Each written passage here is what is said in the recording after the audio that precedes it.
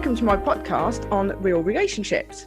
My name is Sophie Passon and I am a relationship expert, international speaker and best-selling author of Your Other Half. I've decided to start this podcast because, in my opinion, relationships are currently not being portrayed as what they really are. Whether you're watching the news, or social media, TV, the perception given to people is wrong. And my aim is to talk about what happens in the real world, talk about real stories, and listen to what real people think, do, or go through, as opposed to creating expectations of something that doesn't exist. I may not agree with everything that is said by my guests, but it is their chance to express their opinions and their stories. And when we talk about relationships, one of the most important relationship that you ever have is the one that you have with yourself. So here today we have Tim, and we're going to talk about depression and men speaking out. Hi, Tim. Hi. How are you? How are you? I'm okay, Sophie. Good. Right, so can you tell us a bit about yourself, as people don't obviously know you? I am 37 years old. I work in software, and I've been a professional for a number of years now. And I've been out of a long-term relationship for 18 months and met someone new, and suffered a few years of depression and other physical illnesses that kind of came from that sort of thing, or things like that. Okay, so tell us a bit more about that. When did the depression start? I first noticed it, so 2 years ago. I ended up in hospital for a couple of weeks to do a complication with my type 1 diabetes, and it was an uncommon complication, and I think I was off work for 4 or 5 months. Okay. And I felt guilty for being off work. I felt quite lonely. Some of my friends didn't really come to visit me, and I was too ill to go and visit other people. And then ended up just being stuck at home, and I kind of ended up in a bit of a hole, as I call it. And it was just quite lonely. I'm normally quite outgoing. I felt that I've been forgotten about by friends, family, and things like that. And I think it turns out I was probably suffering from depression for a lot longer than since I was physically ill, and I didn't know or realise, and I just kept that's the thing. Sometimes we don't know. We just keep going because we think it's just one of those things. Yeah, that's pretty much what I did. I constantly gave myself tough love or man up. You're fine. Don't worry about it. Off you go. And I used to always say, "Oh, there's other people worse off than me." And, I just used to keep saying that and keep plodding on. Which, to a degree, is true, but at the same time, it's not hoping when you're feeling really low. And I think that, especially in this day and age, as I've just mentioned, around social media, the TV, we kind of get this perception of what normal should be, where there's no such thing. Yeah, I'd agree with that. You kind of think that everyone else is obviously doing, better than you. Yeah. That I think a lot of people have inner demons or inner problems, and I kind of I'm quite perceptive to other people having issues and problems. So I just think, well, it can't just be me. Maybe someone else is having a bad day as well. So I keep trying to brush off what's wrong with me or what I can do, and I concentrate on other people. And do you think that it was a number of things, not just obviously the being in hospital, maybe also the split, because obviously you split up with your girlfriend just before that. So do you think it was kind of a domino effect of many things that landed you in that hole? It was. So I felt trapped. That was kind of the whole thing of my depression. Felt trapped at home, and at the time, home was living with my ex's parents, which they're very nice people. And it was more that I just wanted somewhere of our own. So the idea was we'd, perhaps purchase the house from them, or we were doing everything in the family unit. And well past mid-30s, and I thought that we were going to end up buying our own place and actually starting proper families and Being independent and in inverted brackets grown up. Yeah. So I felt trapped because I was stuck inside with my illness. I felt trapped because I was living in someone else's house and kind of wanted my own space, but at the same time I felt also quite lonely. So it's all of the trapped things I didn't like. I felt trapped in actually my work when I was there. I tried to do some phase returns to go back to work, and I just found that everything that I was trying to do, someone else was trying to shackle me and stop me from doing what I wanted to do. And I think sometimes when you feel that lonely and alone, you can feel even more lonely and alone in a room full of people. Yeah, so it's a very odd feeling, but it happens. It's entirely accurate though. So there was quite a few times where I look back and I think some people were trying to offer olive branches, and I'm totally alone. I felt quite blinkered and a bit disappointed with myself when I realised that sometime later. And there's also things that potentially I put too much pressure on myself, or I noticed something which no one else noticed or wasn't even there. It's like I can only explain it by, if you look at a text message and you see a text message from a friend or someone and depending on grammar or how they've used it, that text message could be read a couple of different ways. Yes. That could be read in a positive way, or it could be read in a negative way. And I think there were some things that I viewed negatively, thinking that people were having a dig at me or things like that. And that was both at work and within softball. So I was a softball captain. Okay. And I admitted to everyone that I was struggling. And it seems that when I said I was struggling to some people, that to me, it felt like they were putting the boot in more to try and upset me. What they did, I think some people did, but then that was very confusing with people that didn't. And I thought they were just contributing to a problem. The thing that's also difficult when you're in that sort of position is knowing whether it's your gut talking or whether it's paranoia and you looking for the negative in everything. Yeah, no, I would totally agree with that. It was I couldn't work out who I could trust. So there I was being quite open, saying that I put my hand up right now. I'm suffering and I've got a problem that I've acknowledged, and I wasn't looking for sympathy or anything like that. I just said, look, I return to normal service at some point, but at the moment, can you just give me a break, because I just need to take 5. And some people that was a lot. That was quite difficult, and made it worse. Yeah, and did you feel let down by people that maybe you thought were closer friends that they've turned out to be? Yeah, a lot of people. So there are even some people that I haven't seen since they came to visit me when I was in hospital, and that was over 2 years ago now. That I was in hospital, and there are some people I haven't seen since, and some people didn't come to visit me in hospital, or even when I was out and I was just off for 4 or 5 months. I don't know. I just felt like I didn't exist, and no one really come around to see me. But then, when I apply my logic brain, is that because I lived in someone else's parents' house? I don't know, but I wasn't in my own place. So, but maybe I'm being generous. You probably are. You can always reach out with a text message. We could have invited you out for a coffee. It's not like. Yeah. But I think, I'm going on a tangent slightly here. I think that sometimes you have to cut people out of your life. And I know it sounds horrible, but you just do, because I'm really talking like for myself here, because of something that funny enough happened today. I have a friend who I've known for a number of years. And when I say a number of years, we're looking at nearly 15. And he has let me down a number of times in the past. But he did it again in June. And this time I was like, do you know what? I'm not letting this go. This time you've pushed it too far. And unless I get an apology, I'm not even going to entertain you. And today, because he's not local, I received a text message. I was in hospital, so I wasn't here anyway, saying, are you in? And I thought, what, after 2.5, 3 months, you think that I'm just going to open the door and it's going to be normal?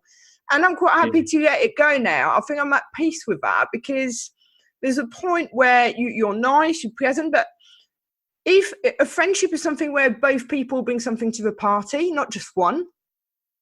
Yeah, that's something that I definitely agree with. Mm. So there have been a number of relationships, just in, friendships, relationships I'm talking about, where I expect to be treated in the way that other I treat other people, Hmm. and I've not just expected, high I've not. I don't know how to explain this, but I've not just gone. I expect to be treated like this. I'm very friendly. I'm quite open, and I'm quite honest. And there are certain things I think, I can sit, so and so would really like this. I'll send them a message. Hey, I've seen this. This is right up your street. And I've just noticed that uh, they don't. Those people don't think the same. So Yeah. I find it for the grapevine that they've gone and done something that I would really love to do. And at no point do they think, oh, Tim, that's right up his street. Mm. Again, open and things like that. And there are certainly a number of friends that I've not had. I felt like I've had to cut out of my life. Like some friends that I've even tried to get an interview where I've previously worked, and they've said, yeah, they've interviewed, but then I used to investigate claims previously, and I wasn't trying to work out if they were lying to me, but I spoke to But the beware. yeah, but I spoke to the HR person that I used to sit next to, and then find out they didn't actually apply for those jobs that I gave them like about a week before it went into advertising and things like Mm. that. So when you find out that people were just, oh yeah, they didn't come back to me, and it's like, well, that's because you didn't apply. Yeah. It's kind of realised that you guys are. I don't need to know people like that. And I think it's understanding that as we grow, get older, sometimes our paths separate, sometimes we come back, but there's times where, you're not on the same page, quite literally, and it's not beneficial for either parties to talk or be in touch. But yeah, and talking of that, I first met you at a social gathering a few weeks ago, and I was actually really amazed at how open you were about, your depression and how you to deal with it and your struggles. Because I think nowadays men don't normally open up about this sort of thing. Why do you think that is? Do you think it's that typical manly man thing where you can't be seen vulnerable? Yeah, I think it does come to that. People that maybe suffer, they don't want to. They think they're the only one, so Mhm. they don't want to either look different, or they don't want people to think they're weird because they've got a psychological problem, or something like that. And I think people are just a bit scared about opening up initially. They don't know who they can trust. Like I said, I was in a hole and I didn't know who I could trust, and I felt a bit trapped. And it was only when I acknowledged that I wasn't right. So I acknowledged I wasn't right, and I went through. I was very lucky. I had a private healthcare package with my Mhm. employer, and I had to pay an excess. I had to pay some money, but I managed to go to a therapist, Mhm. and it was a couple of sessions in. I realised that there was a lot of catharsis, and I found it quite refreshing to talk about what my problems were.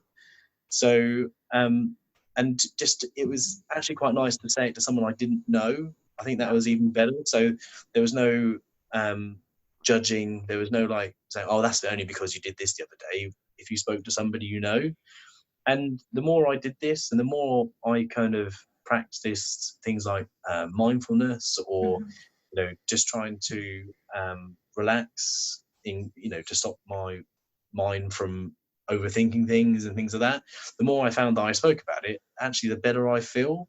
Mhm. So when I met you for the first time a few weeks back, when we were on the subject of mental health, things like that, obviously it's all very, you see it on social media, people putting up statuses and things like that.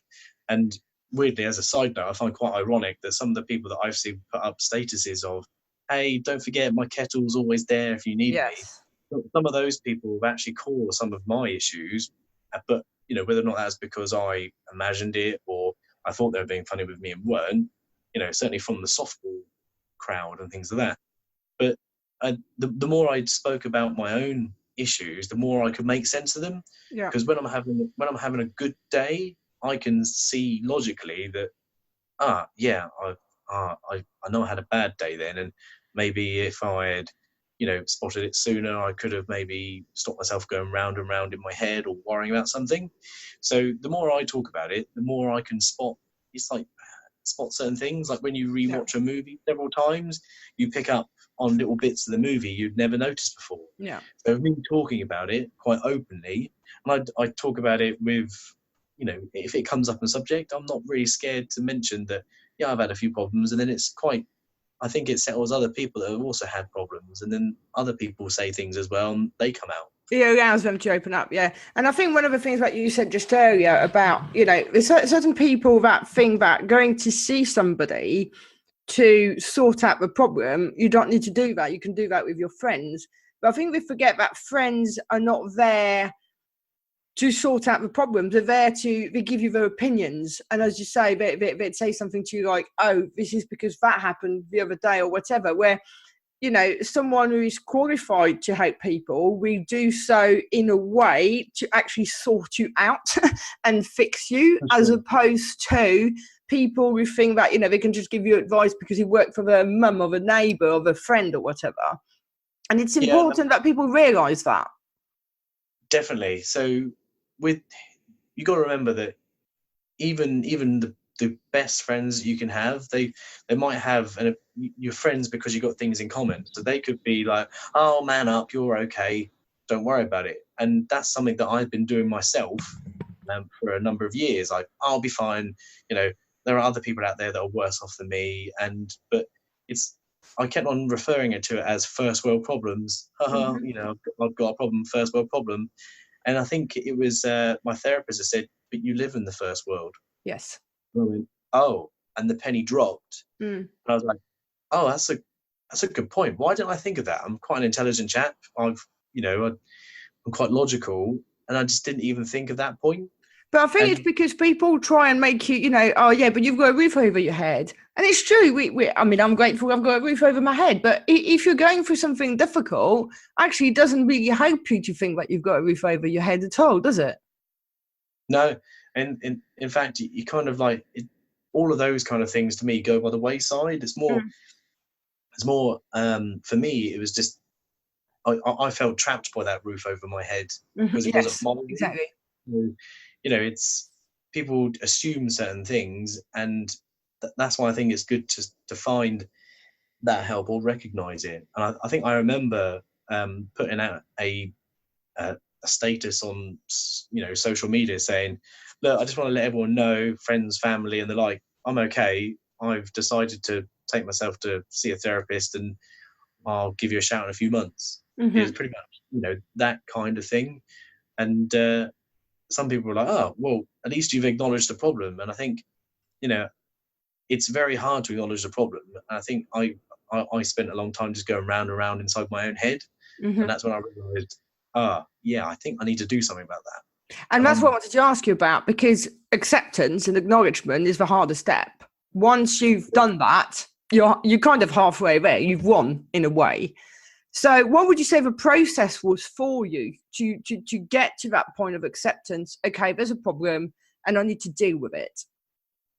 So it took me a while, don't get me wrong. I think I was depressed for a lot longer than what I'd even realised. But it was when the physical illness that I had, it wasn't stopping me from going to work. So I went back to work, but something still didn't feel right. So I was still at work. And then I realised that I'd felt guilty that I wasn't at work, even though that wasn't, I had a sick note. So I'd gone back to work after my physical illness, but something didn't feel right. And I realised that I just felt guilty that I'd been off, even though I had been given a certificate by the doctors and I checked in when I was supposed to. There was lots of projects going on and I've missed lots of bits of the project and things like that. And I was worrying about things unnecessarily, thinking I'd done something wrong or missed something. And I just wasn't very happy at work. And then I realised I wasn't very happy socially. And I was trying to work out what the problem was. I was thinking friends were talking about me behind my back, or I was thinking the same thing about co-workers and things. And then as you do, you kind of like, oh, I'll be fine. It'll be fine. I just shrugged it off, man up, it's okay. And then it was only when I kind of realised that I really wasn't very happy. I had a couple of dark thoughts and things like that. You know, I felt like I couldn't talk to anybody, and I was keeping everything to myself. And then I was frustrated that people, it felt like they were shutting me out, but I realized that I was the one shutting everyone else out. So, you know, had someone tried to help, then I probably would have said, "Oh, I'm okay." You know, and talking of that, if someone had tried to help, because I think sometimes people also keep away because they don't know how to help. What would have been helpful from someone? What help would you have needed? So if someone's listening and thinking, okay, my mate is not doing so good here, what could they do to help, do you think? Because it's not about fixing the person. It's about just listening, saying that, you know, I'm here if you ever want to talk, picking up all the bits of body language that say, no, I'm not okay. Yeah, I think they were onto a hiding for nothing, if I'm being really honest with myself. So I don't know if they, even if they had all noticed and said, "Tim, you need some help," I wouldn't have known what they could do. And I think this is the biggest thing to recognise, is that I think there was like a lose-lose situation with some of my friends. Like, even if they had noticed, I would have said, "No, I'm okay. Don't worry about it. I'm all right."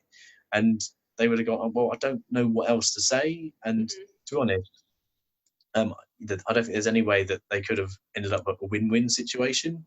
And it was only after, I think I was having a better day to a degree, but then, you know, kind of had some thoughts running around my head that I thought, I can't make sense of this. I feel very confused. And the trapped feeling didn't go away after I was physically better. So I was like, well, again, I'm quite a logical person. I got a sort of like a flow chart process in my brain. So I couldn't get past, I was in like an infinite loop. Have you tried this? Yes, no, you know, I was going round and round, and I found that I was going round and round, not just on one problem, but lots of problems or lots of questions. And then I thought, well, I think I need to go and speak to someone about this, because I think something's wrong. And, you know, it shouldn't be this hard inside my own head. And I didn't want to sound crazy. So, you know, I just thought, if I tell someone this, I might look crazy. So I was a little bit worried about, you know, what other people might think, even like close friends. So it was something I don't, it took a long time to notice, but I think I said, right, something's wrong. I'm going to go to a therapist. And I started off because I'm type 1 diabetic. I started off because I went along to a type 1 diabetic education program, and they mentioned mental health, and I answered like a questionnaire really honestly. And then at the end of it, I was like, that score indicates I've got a psychological problem. And then the more I thought about it, I thought, yeah, I think I have. I think it makes sense, sort of thing. Yeah. And I kind of used it as a test, because I thought there might be a problem. So by filling it out, right, I need to fill this form in really honestly. Have I thought about this? Yes, I have thought about that. And then some of those thoughts are quite dark, and some of the, you know, it kind of asks how happy you've been in the last couple of weeks, and what percentage of that couple of weeks have you been unhappy. So, and after that, I realized that, I think I need to go and see a therapist. That was my only thought. So I made some phone calls, and then I was pointed in the way eventually of the NHS. And then the time scales, unfortunately, with the NHS were quite long. So I was, as I said, fortunate enough to have the private healthcare, and I booked through there and saw a therapist. And if you saw signs in a friend of yours similar to what you went through, what would you do? Would you try to talk to them, or would you just say you need to go and speak to someone? I think I would try and talk to them to see how much they'd acknowledge themselves. And I think that's the start, because if you tell someone to do something, they're going to go against it. They dig their heels in, and they might not go. But then, you know, I more want to speak to them. And the reason why I'm quite open about my situation over the last few years is because I think it puts people at ease. It's like, oh, I'm not the only one. It's someone else has had this problem as well. So if I meet new people or discuss certain things, I'm not afraid of mentioning what's happened to me. As I said, it makes me feel better when I say it. even after this amount of time has elapsed, you know, Yeah. it's like, had a problem, dealt with it. Hopefully someone else can as well. So, to wrap this up, what advice would you give a man who is currently feeling down and scared to talk? If you're scared to talk to your friends, your family, and things like that, then I think you should try and speak to somebody who you may not know. And whether it's through NHS therapy or, you know, you spend some money on a therapy session, I think genuinely talking about it makes you feel a lot better. Mm-hmm. And the more open and honest you can be, the the better it is for yourself, because you're just being honest to yourself. So, I mean, I just stand by that even now. And it's been a couple of years since I was initially diagnosed, and I still talk about it now, and some of it's still quite fresh. Wouldn't say that, you know, I now go through day-to-days where I don't have bad days. You know, everyone has bad days, but I think the more you do try and talk about it, it's better, and it's a lot more common than you think. Yes. Like, you think you're the only one, and genuinely you are not. There are people that struggle all the time and don't acknowledge it. And the reason why people think, oh, it's just me, you know, no one else, is because no one talks about it. Yeah. So the more everybody talks about it, the more people will realize it's not a stigma. You know, it's natural. You just need to, you know, trust somebody or take yourself, have a chat. And I genuinely believe I found a lot of catharsis in talking about it myself. Yeah. It makes me feel good just to acknowledge that, yeah, you know, everyone's human. Yeah, and I think that's right. Sometimes just by opening up anyway, it makes someone else feel, okay, well, maybe I do have a problem too. And it will encourage them to open up, because if you give something of yourself, they're kind of like going to give back, aren't they? So, Yeah. well, it's been really interesting. Thank you so much for sharing your story. And if you enjoyed the show, thank you. Then please subscribe and give us a review, and more importantly, come back for the next episode. Thank you.